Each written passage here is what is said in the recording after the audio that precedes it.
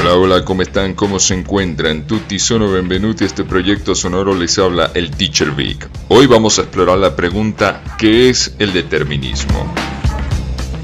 El determinismo se puede entender como un problema científico en un campo que cada vez está más cercano a la filosofía. Se asume que la ciencia clásica es determinista con base en la confianza en que hay leyes en la naturaleza que pueden ser conocidas por la mente humana.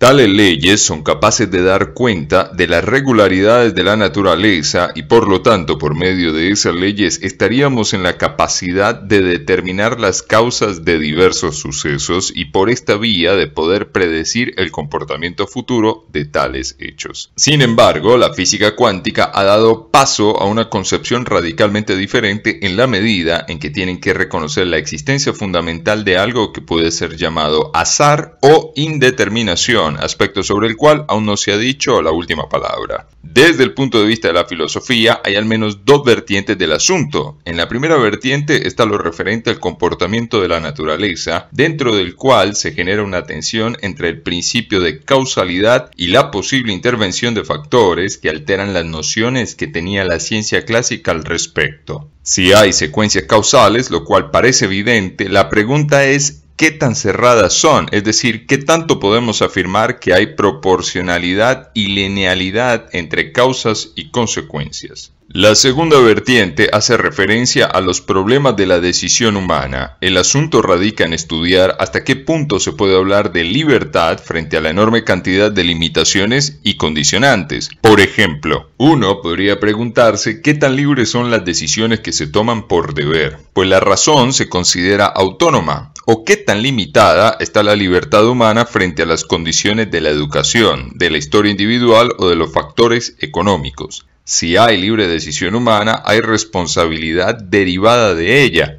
con lo cual también le atañe una dimensión ética al determinismo. Ahora bien, la ciencia, en su intento de crear un esquema coherente y explicativo de la naturaleza y de nosotros mismos, crea formas en las cuales expresa y representa lo que entiende, esto es, modelos, los cuales pueden asumir diferentes grados de generalidad. Estas formas de explicación se basan en la confianza en que la mente humana es lo suficientemente poderosa como para crear una imagen mental o una estructura de conceptos capaz de dar razón a los fenómenos reales. Tal visión se construye a partir de las ideas de Platón y Pitágoras y consiste en concebir la explicación científica como la búsqueda de las estructuras matemáticas que subyacen a la realidad, las cuales se manifiestan como regularidades del mundo expresadas en lo que hoy llamamos leyes, simetrías o en algunos casos modelos. No hay más detrás de esto que la legítima aspiración humana a entender la realidad, a ordenar. Es el natural resultado de la fuerte tendencia a jerarquizar que tiene la mente humana, su búsqueda permanente de regularidades en el aparente desorden de la naturaleza. Una legítima aspiración humana que obedece a la necesidad de encontrar algún tipo de seguridad ante la naturaleza agreste que inicialmente se resiste a dejarse someter al entendimiento y por tanto a algún tipo de orden.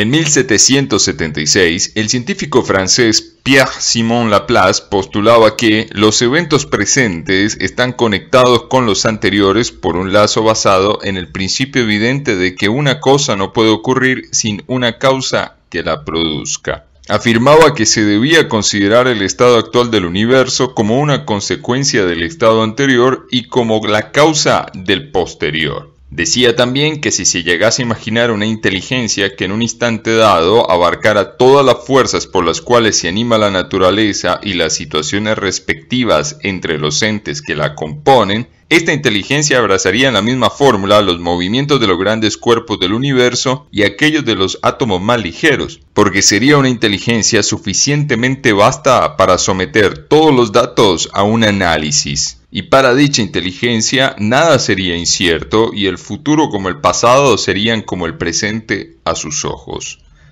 Ahora, tomando lo anterior, en relación al determinismo, el problema de la causalidad ofrece una gran riqueza, pues no hay acuerdo sobre sus límites y alcances. La filosofía lo aborda como principio en tanto parece ser un principio rector de la naturaleza que no puede ser sometido a contrastación empírica y sin embargo hace parte de la manera en la cual la naturaleza se comporta. Si por algo necesitamos de la causalidad, es porque aceptamos que existe algún grado de predictibilidad de los eventos de la naturaleza. Pero sigue siendo un enorme problema, hoy considerado como parte de la filosofía de la ciencia más que netamente un problema científico o metafísico. En principio hablamos de causalidad como la precedencia de cierto suceso que va asociada a la aparición de otro que consideramos como efecto.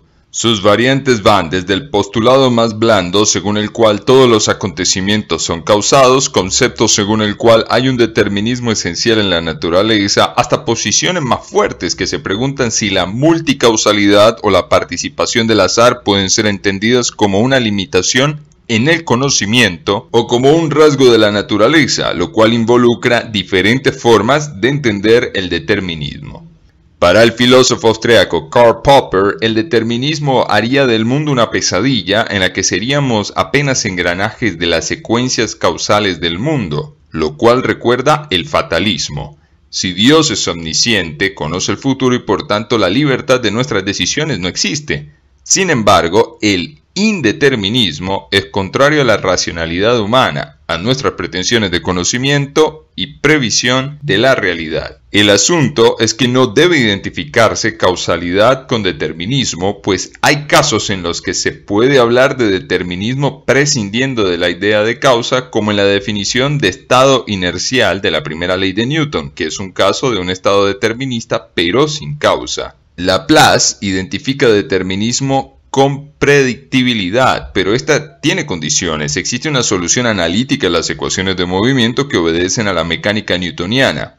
Esas soluciones son globales y computables y se pueden determinar exactamente las condiciones iniciales. Y esto se cumpliría, pero aún así no hay razón para ligar el determinismo físico a la predictibilidad global. En la realidad, esas condiciones no se dan. En los sistemas caóticos, que son deterministas, la sensibilidad a las condiciones iniciales, una pequeña incertidumbre, se multiplica exponencialmente con el paso del tiempo.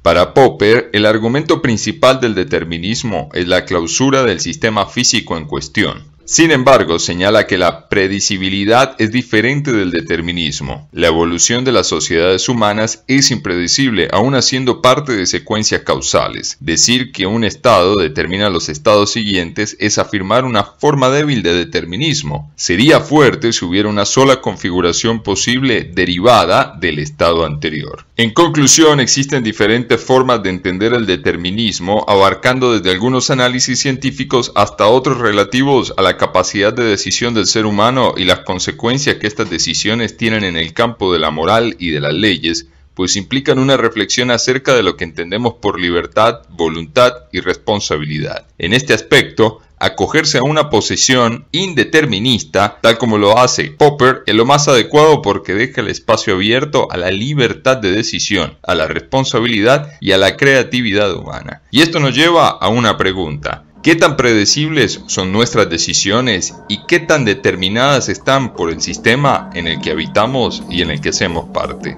Y ya está. Muchas gracias por la atención prestada y por acompañarme en este episodio.